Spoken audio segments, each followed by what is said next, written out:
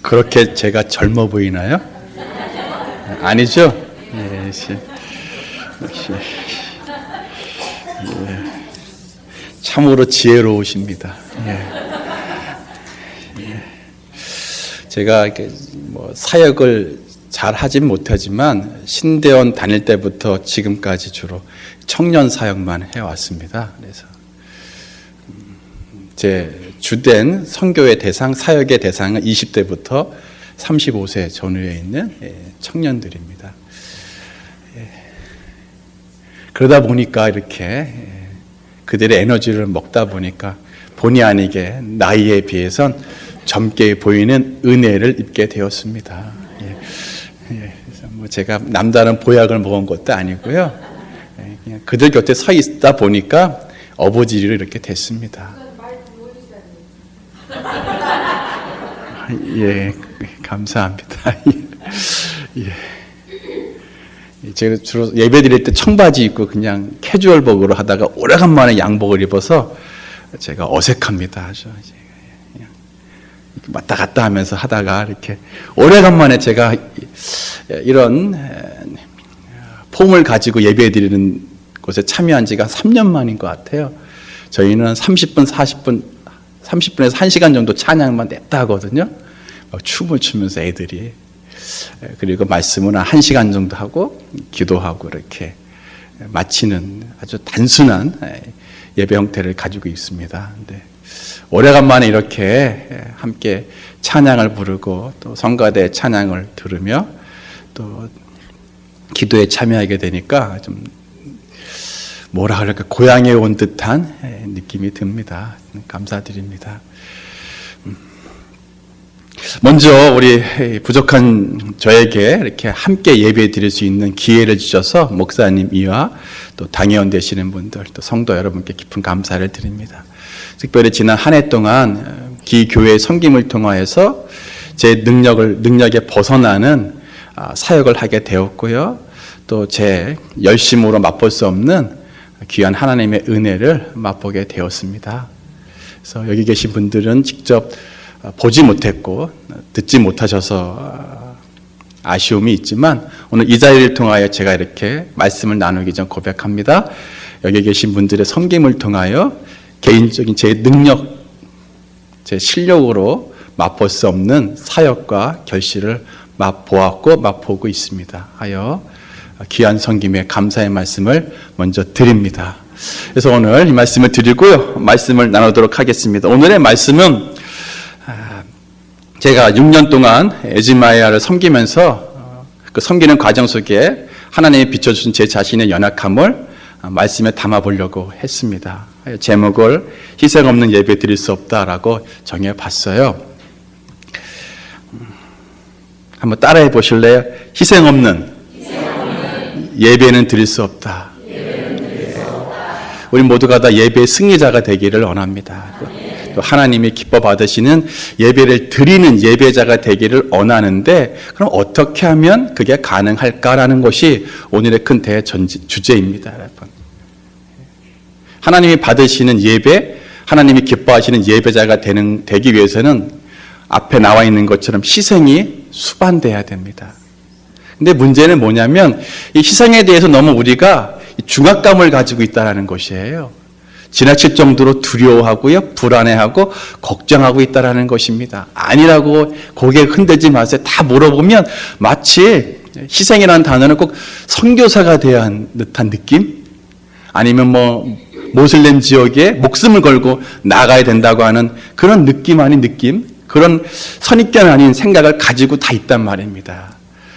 근데 그것이 아니라는 것을 나누고 싶습니다, 여러분. 우리가 다 일상생활 속에서 할 수 있는 희생이고 헌신이라는 것입니다.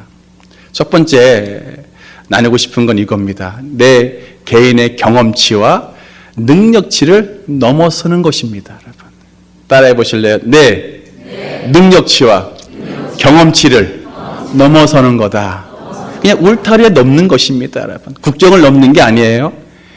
국경을 넘는 개념이 아니라 그냥 내가 살고 있는 집의 울타리를 넘는 개념으로서의 희생인 것입니다. 그러면 해볼만 하잖아요. 그렇죠? 누가 어디서 왜 그렇게 높은 장벽을 세웠는지 모르지만 제가 이 자리에 드릴 수 있는 것은 울타리밖에 안 됩니다. 그 울타리의 실체는 내 경험치와 능력치라는 것입니다. 왜냐하면 이걸 넘어서야만 내가 드러나요. 내 실력과 능력치 범위 안에서 하는 사역은 내 안에 하나님의 음성이 들려지지 않는단 말입니다. 하나님 앞에서 내 실체가 드러나지 않아요. 항상 내 능력 밖의 일에 내 울타리를 넘어섰을 때 비로소 나의 자아가, 내 속사람이 환하게 드러난단 말입니다. 그걸 누가복음 5장에 보면 너무나 잘 나와 있죠. 예수께서 베드로와 그의 일행들이 빈손으로 돌아왔고 내일을 위해서 그물을 깁고 있을 때 말씀하시잖아요. 배를 띄워라. 배를 띄우라고 했을 때 베드로의 경험치와 능력치를 봤을 땐 이건 띄울 수 없는 일입니다. 하지만 주의 말씀에 의지하여 띄웠더니 어떻게 돼요? 자기 자신이 보인단 말입니다. 주여 나는 죄인입니다. 무슨 얘기입니까? 주께서 배를 띄우라고 했을 때 내가 당신이 내 인생이 나중에 말씀드리겠지만 주가 되시기 때문에 어쩔 수 없이 순종은 하지만 내 속사람에서는 동의를 하지 않았다는 것입니다. 우리 그럴 때 있잖아요. 난 죽어라고 일을 했는데 이건 안 되는 일인가 보다. 근데 사장님이 와서 하는 말, 그래 김 과장 안 돼? 나랑 같이 한번 다시 가보세요 라고 하면 가요 안 가요? 왜 갑니까? 사장님이 주인이니까 가는 거죠, 여러분. 가면서 어떻게 해요? 몸은 가지만 마음으로는 에이 사장님 당신도 별 수 없어. 웃으면서 간단 말입니다. 근데 갔더니 어떻게 돼요? 되는 것입니다. 베드로가 그걸 목도한 거죠. 그 되는 과정 속에서 자기 자신을 발견하게 된 것입니다. 다시 말해 배를 띄우라는 것은 베드로의 지나온 삶의 여정 속에서 그의 경험치와 능력치를 봤을 땐 뛰어넘는 요구인 것입니다. 근데 그거는 할 만한 거예요. 다만 그걸 어렵게 만드는 건 자기의 경험의 근거에서 봤을 때 아니었기 때문에 힘든 것이죠. 근데 그게 순종이란 말입니다. 순종은 어려운 것이 아니라 내 경험의 근거에서 내가 동의가 안 되니까 어려운 것이지 내 육체적으로 불가능하기 때문에 어려운 건 아니라는 것입니다. 제가 그걸 말씀드리는 거예요. 여러분, 순종이 어려운 게 아닙니다. 내 능력이 부족해서 어려운 게 아니라 내 속사람이 동의가 안 돼서 그래요. 하지만 주의 말씀에 순종하면 나아갔을 때 어떻게 돼요? 자기 능력과 경험에 갇혀있던 자기의 속사람이 드러난단 말입니다. 난 죄인이구나. 근데 이것이 하나님이 받으시는 예물이란 말입니다. 이게 더 중요한 것입니다, 여러분. 하나님은 우리의 땀 흘림과 열심을 받으시는 것 같지만 그렇지 않고요. 그 속에서 드러난 나를 받으신단 말이에요. 베드로가 배를 띄웠을 때 띄운 걸 받으시는 게 아니라 띄우는 과정 속에서 예수님의 말씀에 순종함을 통하여 드러났나 지금까지 베드로가 자기 속사람 가운데 그런 자아가 있었음에도 불구하고 그런 자아가 있는지 모르고 살아갔던 그 자아를 하나님은 찾으신단 말입니다. 이게 있어야 하나님이 기뻐하시는 예배자가 될 수 있는 거죠. 근데 이거를 내 안에서 드리기 위해서는 어떻게 해야 돼요? 능력치를 벗어나는 일을 해야 돼요. 내 경험치를 벗어나는 일을 해야 한단 말입니다. 이걸 이렇게 말씀드릴 수 있어요, 여러분. 오늘날 소비자 주권 시대라고 이야기합니다. 제가 어렸을 때만 해도 방송국은 TBC인가요? TBC, MBC, KBS가 있었어요. 프로그램도 많지 않았죠. 제가 프로그램을 선택하는 것이 아니라 방송국에서 제공하는 걸 감사함으로 봤어요. 지금은요. 내가 선택해서 봅니다. 해서 소비자의 기호를 파악하여 거기에 맞는 드라마나 예능을 만들기 위해 각 방송국들이 혈안이 되어 있단 말입니다. 그리고 우리는 채널 리모컨 하나 들고요. 돌리면서 이건 아니야 하면 선택하며 살아간단 말이죠. 근데 이것이 오늘 교회까지도 들어와 있다라는 것입니다. 무슨 얘기냐? 사람들이 이렇게 얘기할 때가 많습니다. 야, 그 교회 목사님은 참 설교를 잘하신대. 야, 그 교회는 주차장도 넓대. 그 교회는 프로그램도 다양하대. 자기를 만족하는 교회를 찾아간단 말이에요.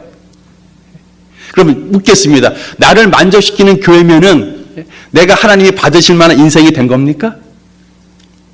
근데 우리는 나를 만족시키는 교회를 만나면 나 또한 하나님이 받으실 만한 인생이라고 착각하며 살아간단 말입니다. 중요한 건요, 나를 만족시키는 교회를 내가 만난다 할지라도 거기서 안주하며 살아가는 나는 하나님과 상관없는 삶을 살 수 있다는 것입니다. 내가 만족하는 것을 하나님이 찾으시는 것이 아니라는 것입니다. 하나님이 내게서 찾으시는 것은 내가 만족하는 그것이 아니잖아요. 우리 교회 목사님이 설교를 잘한다, 우리 교회는 크다, 프로그램이 많다, 이것이 하나님이 내게서 찾는 게 아니란 말입니다. 그래서 그 안에서 발견된 너는 뭐냐라는 것이죠. 여러분이 신앙생활 하시면서 발견된 자아가 무엇입니까? 이것이 없이 끊임없이 내가 섬기는 교회는 어떻구니 저렇구니 하면서 불평불만하거나 또 자랑하거나, 큰 교회 다니는 사람은 큰 교회 다닌다고 자랑을 하고, 좀 내세울 것이 없으면 그냥 음에 기주고 하고, 이건 하나님과 상관없는 것이죠. 내 육에 속해 있는 일들이죠, 여러분. 하나님은 여러분 나를 만족시키는 그것이 아니라 그 속에서 드러난 나 뭐냐라는 것이에요. 그거를 찾으시는 것인데, 그거를 알기 위해서는 다시 한번 말씀드립니다. 내 능력치를 벗어나는, 내 경험치를 벗어나는 일에 참여해야 돼요. 그게 무엇인지 궁금하세요? 이 말씀을 보세요. 수많은 말씀이 있는데 이 말씀 어느 하나가 내 능력으로 감당할 수 있는 말씀이 어디 있습니까? 내 경험으로 이해될 수 있고 감당할 수 있는 말씀이 어디 있습니까? 다 이 말씀이 66권에 속해 있는 말씀이 내 능력과 경험을 넘어서는 말씀 아닌가요? 예, 물론 그런 것도 있습니다. 예, 맞습니다. 예. 감사합니다. 예. 근데 기본적으로 우리가 내가 할 수 있는 것을 하면 내가 우상이 된다는 것이에요. 내가 했으니까요. 왜 제가 이런 말씀을 드리냐면, 내 능력과 경험으로 동의가 안 되는 일에 순종하며 주님께 나갔을 때 이 믿음의 세계가 열리기 때문에 그래요. 다시 말해 주님이 주인된 삶이 비로소 시작되는 것입니다. 내 능력과 경험으로 하는 건 내가 주인이 돼요. 각 사람마다 능력의 차이가 있습니다. 같은 교회 공동체에 500명, 1000명이면 다양한 능력의 차이 있고 실력 차이가 있습니다. 예, 인정합니다. 하지만 내 능력 범위 안에서 행하는 일들은 궁극적으로 내가 우상이 돼요. 주님이 드러나지 않는단 말입니다. 다시 말해 나를 겸손한 자리로 이끌기가 어려워요. 참으로 어렵습니다. 이런 사람들이 모이면 어떻게 되냐면 판단하게 돼요.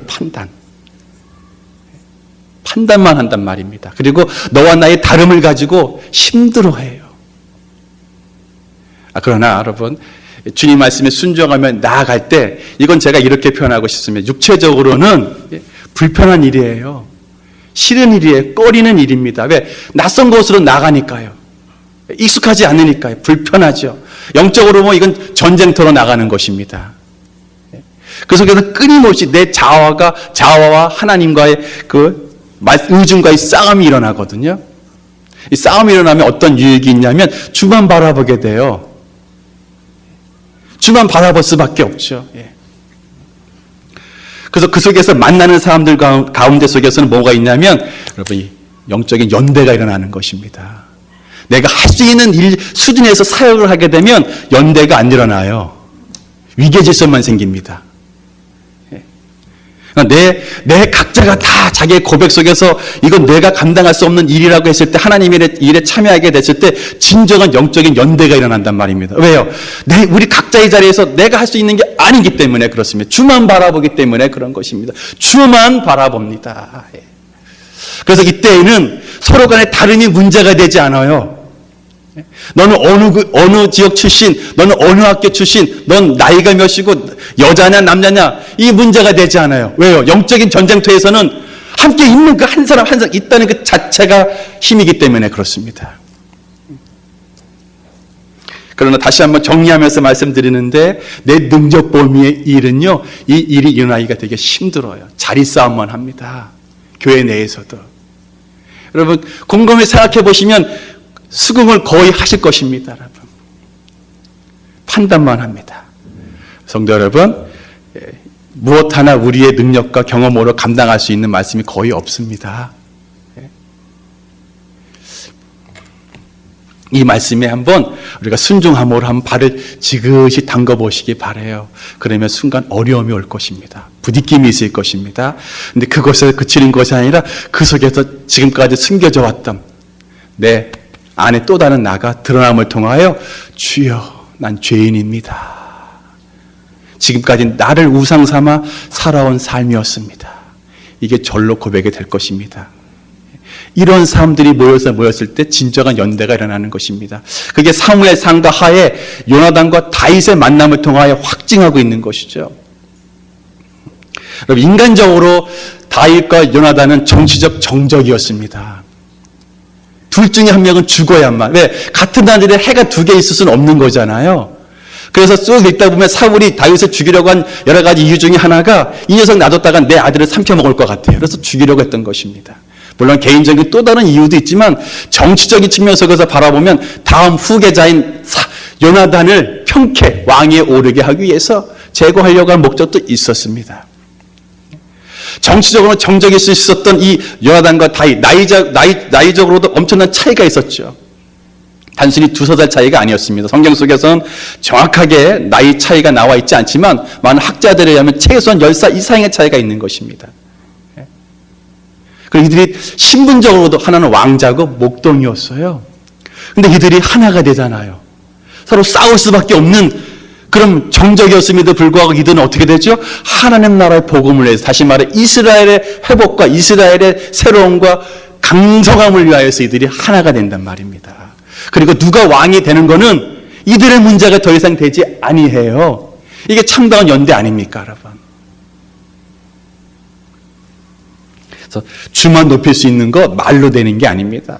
우리가 끊임없이 쉽게 얘기해서 주의 말씀에 순종함으로 통하여 이루어지는데 그것은 내 삶 가운데 좀 부딪히는 능력과 내 경험에 비추어 봤을 때 좀 어려운 이런 부분들에 순종할 필요가 있습니다. 하나 더 한번 말씀을 나누고 싶습니다. 이거는 저에게 직접적인 관련된 내용이기도 하죠. 제가 제주 성황교회를 섬기다가 이제 뉴질랜드로 이렇게 가게 됐습니다. 뉴질랜드에서 이제 유학생 대상으로 사역을 하다가 3년 만에 돌아왔습니다. 돌아와서 어떻게 사역을 풀어갈까 한 1년 가까이 고민했습니다. 근데 1년이 될 줄 꿈에도 꾸지 않았어요. 쉽게 열릴 줄 알았습니다. 나이도 그때 43세. 제 자칭 어느 정도 준비가 되었다고 생각을 했어요. 말은 하지 않았지만, 표현하진 않았지만, 이 정도면 뭐, 그래도 하나님께서 교회를 섬길 수 있는 기회를 주시지 않을까 하는 생각을 속으로는 했어요. 겉으로는 아니야라고 하지만 속으로는. 예.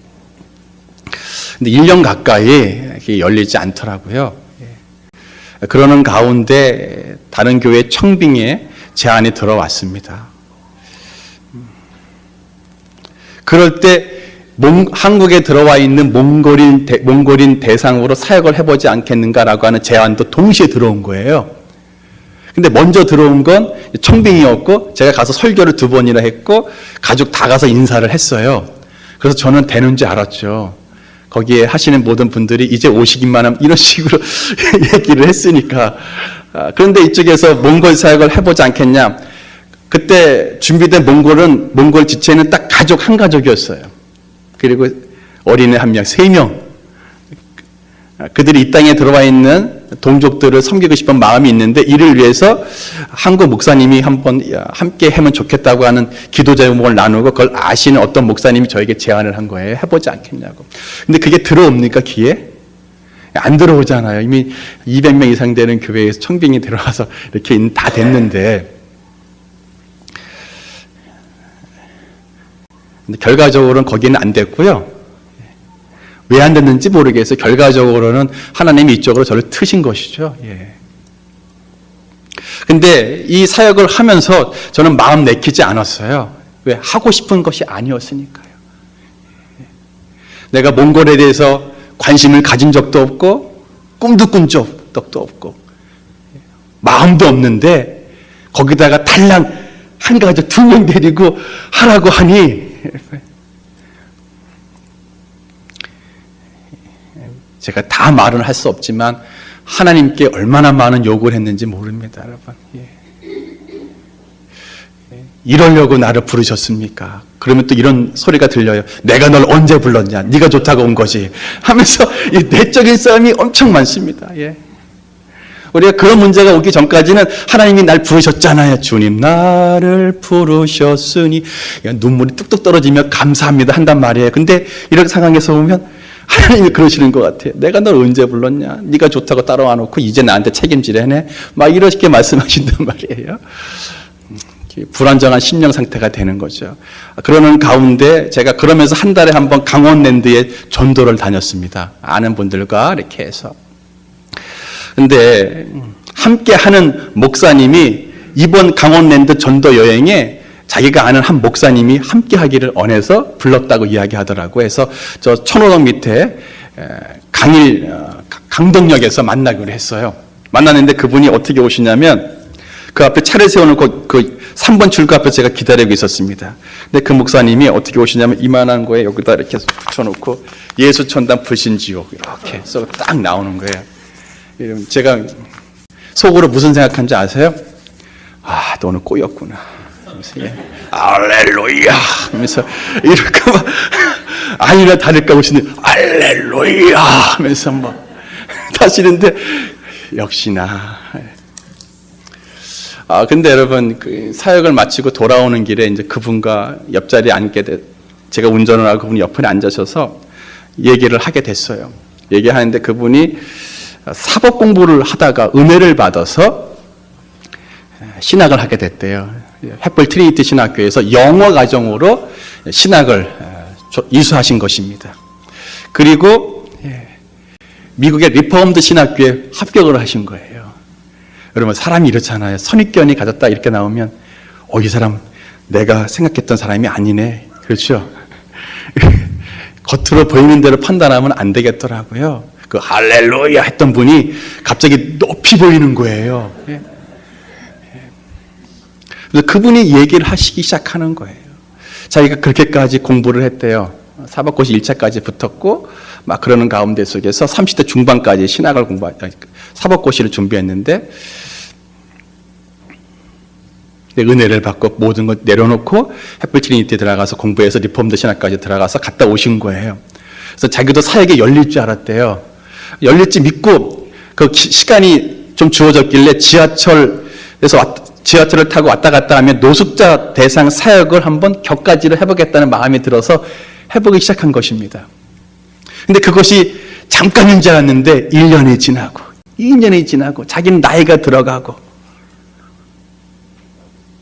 그러는 가운데 하나님께 기도하면서 따지기 시작했대요. 하나님, 이게 뭡니까? 내가 잘 나가던 사법고시 물론 붙을지 안 붙을지 모르지만 난 열심히 했잖아요, 하나님. 이런 가운데 그걸 접고 신학을 하고 여기까지 미국에 가서 리폼드 신학교까지 마치고 왔는데 내가 고작 이거 하려고 한 건 아니잖아요. 따라해 보실래요? 하나님, 고작 이거 하려고. 그렇죠. 고작 이거 하려고 한 건 아니잖아요. 따지기 시작했다는 것입니다. 하나님, 누군가는 해야 되겠지요. 하지만 나는 아니잖아요. 이게 있었습니다. 내가 이 사역을 하려고 하면 내가 이렇게 뺑 돌아올 이유가 없잖아요. 내가 이거 하려고 이렇게 모진 세월 참아오며 온 건 아니잖아요. 라고 얘기했다는 것입니다. 근데 하나님이 기도하는 가운데 그 마음을, 감동을 주셨다고 하면서 이야기하시는데 그 말씀이 저를 움직였어요. 하나님이 말씀하시기를, 그분 지금 서울역에서 계속 노숙자 사역을 하세요. 다들 그렇게 이야기한다.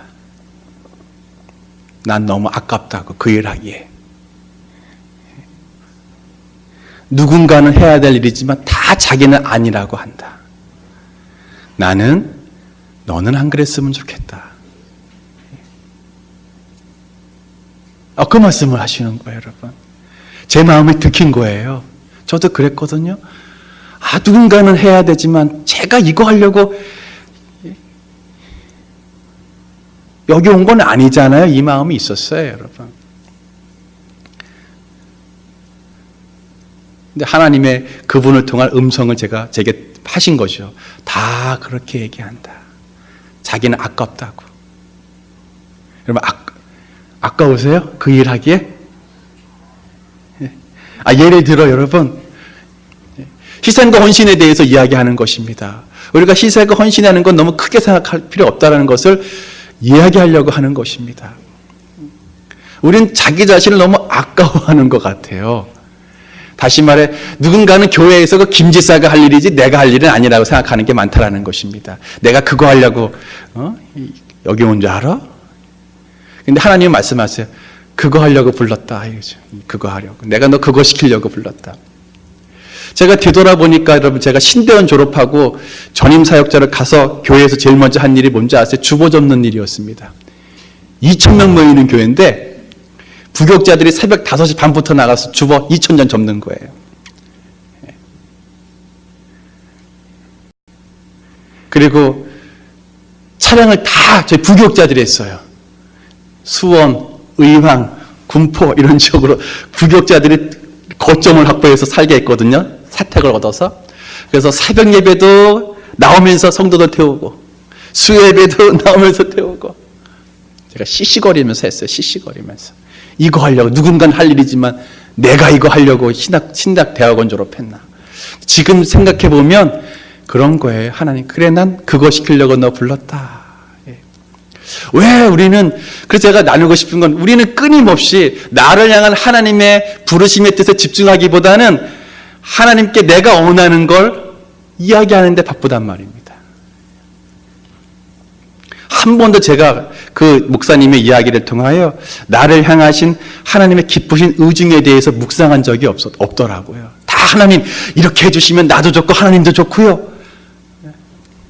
그런 식으로 기도했다라는 것입니다. 하나님께 집중하지 못했다는 것이죠. 하나님께. 세상에서 명예를 구했다는 것입니다. 여러분, 희생이 없는 예배는 하나님이 기뻐하시지 않아요. 근데 그 희생은 멀리 있는 게 아니라는 것입니다.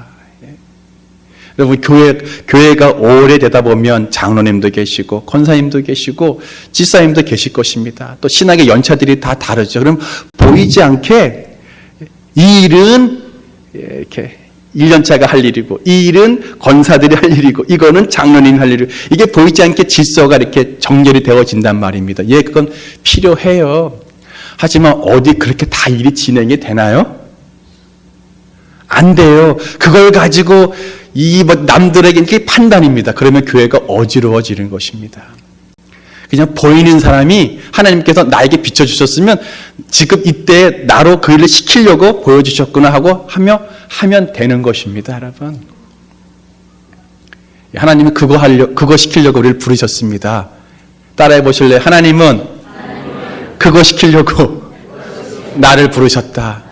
너무 고상하게 생각하지 마세요, 여러분. 근데 이렇게 하다 보니까 놀라운 일이 일어나요, 여러분. 놀랍다고 하는 건 다른 것이 아닙니다. 내 안에서 이룰 수 없는 일이 이루어진단 말이에요. 이게 하나님의 나라가 보이는 것입니다, 여러분. 믿음의 세계가 열리는 것이죠. 생명의 세계가 내 앞에서 꿈틀거리기 시작하는 것입니다. 다시 말해 하나님의 일하심을 보게 돼요. 아, 하나님이 이렇게 일하시는구나. 그래서 내가 이땐 이렇게 참여해야 되는구나. 이게 보이는 것입니다. 그렇게 되면요, 없는 가운데 속에서도 있는 자처럼 살아가고요, 가난한 자임에도 불구하고 남들을 부유케 하는 삶을 살게 됩니다. 이게 신비예요, 여러분. 제가 우리 애진마을 속에서 지금 동국대 경영학과에 다니는 학생이 있습니다. 가난한 집에 태어나서 어렵게 그 부모님이 한국에 보낸 것이죠. 근데 졸업을 해도 한참 전에 졸업해야 될 이 아이임에도 불구하고 아직도 7년째 학교를 다니고 있어요. 군대 다녀온 것도 아닌데. 왜냐하면 단 하나예요. 영어가 안 되기 때문에. 이 경영학과라는 게 제가 경제학을 전공했는데 주로 영어와 관련된 책들이 많아요. 원서를 봐야 돼. 지금은 더더욱 제가 30년 전이니까 지금 훨씬 더 많은 영어로 공부하는 과목이 많겠죠. 근데 걔는 몽골에서 독일어를 공부한 겁니다. 한국에서 한국어로 가지고 따라가기도 버거운데 영어로 막 프리젠테이션 해야 되고 토론을 해야 되고 발표를 해야 되니까 얘가 스트레스를 받은 것입니다. 그래서 영어 관련된 모든 과목이 이게 F가 맞은 거죠. 그래서 얘가 2년, 3년을 계속해서 재수강을 받은 것입니다. 알고 봤더니 그런 문제가 있었던 거예요. 근데 이 아이가 어쨌든 다녀보려고 애를 써요. 졸업을 하려고. 그래서 이른 새벽부터 저는 늦게까지 죽어라고 알바를 해요. 부모님이 이곳에 보냈지만 그의 등록금을 감당할 만큼의 부여하지 않거든요. 이 아이가 여기서 열심히 공부를 한다, 알바를 한다 할지라도 자기의 생활비를 대기도 빠듯한 수준이에요. 그래서 저희 부부가 이제 아는 사람들을 이렇게 소개해서 장학금, 아는 교회에 도움을 구해서 장학금을 해서 이렇게 지금까지 걔가 다니는 학교에 6년 동안 아마 절반은 저희를 통하여 이렇게 등록금이 충당이 되었을 것입니다. 보통 400만 원이에요. 1년이면 1000만 원 돈인데.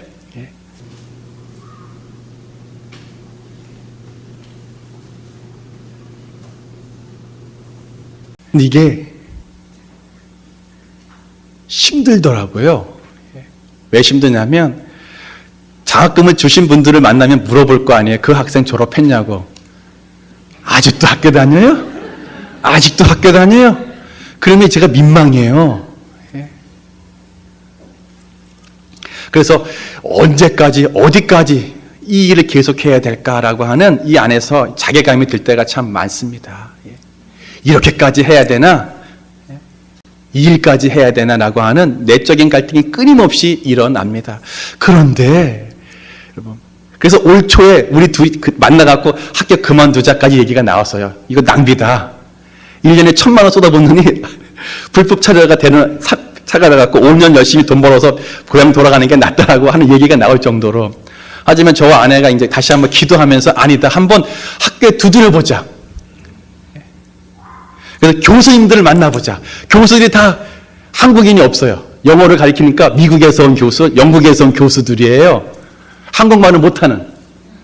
제가 영어는 잘 못하지만 그 짧은 영어로라도 가서 한번 부탁을 해보고 싶고 레터를 쓰려고 했었어요. 그게 여러분 쉬운 일이 아니에요. 되게 성가십니다. 귀찮아요. 짜증나요. 얼마나 짜증나는 일인 줄 아세요? 화가 나기도 하고 징글징글해요. 징글징글 여러분. 끝나야 될 이 시점이 끝나지 않으면 아주 징글징글해요. 그런데 여러분, 근데 포기하지 않으면 그 자매를 향한 하나님의 마음을 만나게 되더라고요. 무슨 얘기냐면 그런 고민하는 가운데 저희 집에 탈북자가 한 명 머물고 있어요. 일주일에 하루 이틀 머물거든요. 이제 같은 탈북한 동족들에게 사기를 당해서 이제 머물 집이 없어갖고 여기저기 전전긍긍하는 사람이 있는데 제 아내를 통하여서 알게 돼서 우리 집에서 일주일에 하루 이틀은 머물고 있는데 그분이 중국에서 선교하던 한국계 미국인을 물고 온 거예요. 저희 집에. 저희 집에 일주일을 머물게 됐어요. 근데 한국말도 능하고 한국계이기 때문에 영어도 능하더라고요. 그래서 그분을 통하여서 동국대 영어 교수들을 다 만났어요. 그러면서 문제가 해결되기 시작하는 거예요. 제가 1년에 이런 과정 속에서 하나님의 그 섭리를 본 거죠. 섭리. 다른 것이 아니라 하나님. 여러분, 지긋지긋하고 징글징글하고 언제까지 내가 이런 일까지 해야 되는가 하셔야 돼요. 왜요? 하나님의 일하심을 보는 날이 옵니다. 하나님의 일하심을 보면요. 지금까지 내가 수고한 모든 것들은 수고로 느껴지지 않아요. 주장되지가 않아요. 워낙 큰 하나님의 은혜이기 때문에. 그 아이가 지금 학교를 잘 다니고 있습니다. 소망을 가지고. 여러분, 이게 제가 오늘 희생에 대해서 이야기합니다. 그래서 희생은 나누면서 들어보신 결과 어려운 건 아니잖아요. 우리 주위에 있습니다, 여러분. 좀 징글징글 하더라도 포기하지 마시기 바랍니다. 세상은 그걸 열정페인이 희망 고문이라고 표현들 해요. 언제까지 해야 돼? 그렇죠? 언제까지? 끝이 없잖아요. 그걸 이용해서 노동을 착취하고, 그래서 열정페이라는 말, 희망 고문이라는 말이 나오는 것입니다. 근데 신앙은 기본적으로 희망 고문이에요. 열정페이고. 근데 그걸 보장해 주시는 분이 하나님이시기 때문에 끝이 분명하단 말입니다. 하여 세상 일에서는 여러분 열정페인이 희망 고문이라는 말에 속으면 안 되겠지만 하나님 나라에 있어서는 희망 고문을 감내하셔야 돼요. 끝을 볼 때까지. 그래야 하나님의 일하심을 보게 됩니다. 그래서 하나님의 사역에 참여하는 기쁨을 누릴 수가 있는 것입니다. 그리고 여러분, 그거 하려고 부르셨어요? 꼭 기억하시기 바랍니다. 내가 이거 안 하려고 열심히 공부하는 게 아니라 그거 하려고 열심히 공부하셔야 된단 말입니다. 내가 그거 안 하려고 장로, 권사, 목사가 된 것이 아니라 그거 하려고 목사가 됐고 장로가 됐고 권사가 됐고 신앙인이 됐다라고 여기셔야 한단 말입니다. 여러분, 낯선 곳으로 나가시기 바라요. 그래야 진정한 연대가 이루어집니다. 그래야 내 자신이 드러나게 돼요. 하나님이 찾으시는 건 그 과정 속에서 드러난 발견된 나입니다. 발견된 나. 그리스도 안에서 발견된 나를 하나님이 찾으시는 예물이지 그리스도를 위하여 헌신하는 걸 찾으시는 건 아니에요. 여러분, 그리스도를 위해서 여러분 수고하고 애쓰시잖아요. 예배드리고 전도하시고 헌신하시고 섬기신단 말입니다. 그 자체를 우리가 자체에 매몰돼서는 안 된다는 것이죠. 그 하시는 과정 속에서 드러난 하나님께 드리는 예물이 있어야 한다는 것입니다. 그게 뭡니까? 여러분, 상한 마음입니까? 하나님께 상한 마음을 드리서 하나님이 찾으시는 건 상한 마음이라고 이미 시편에서 이야기를 합니다.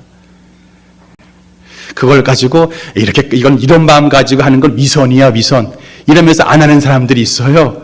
그러면 여러분, 일하면서부터 내가 할까 말까 이런 고민 없이 당장 해야지 이런 마음 가지고 그런 마음이 들 때만 일을 한다고 생각하신다면 죽었다 깨도 그런 날은 오지 않을 것입니다.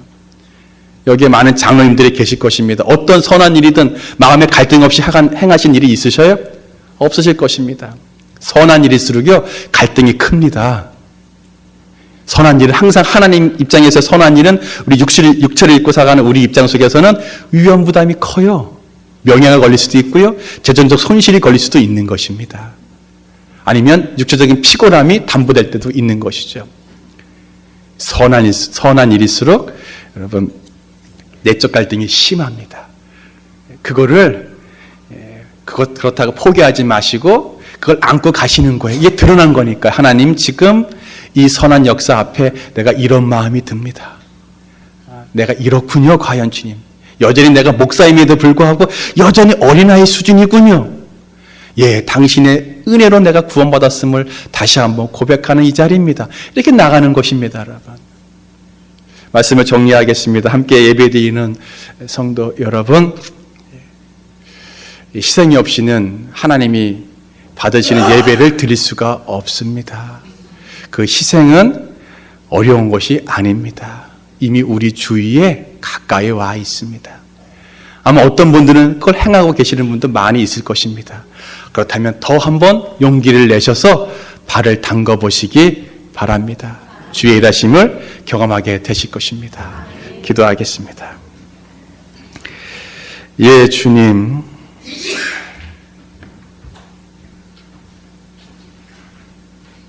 다윗이 예물이 없이 주께 번제를 드릴 수 없다고 고백하였습니다. 다윗은 알았습니다. 하나님이 받으시는 예배가 되게 하기 위해서는 수고로움이 따라야 한다는 것. 우리의 수고가 하나님이 찾으시는 예물임을 기억하게 하여 주시옵소서. 너무 편하게 사역을 감당하려고 하지 않게 하시고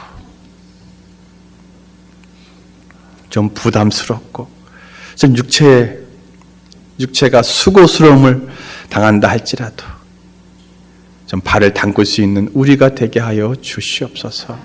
하여 그런 일련의 과정 속에서 드러난 나의 삶을 주님께 온전히 드리는 우리 모두가 되게 하여 주시옵소서. 예수님의 이름으로 기도합니다.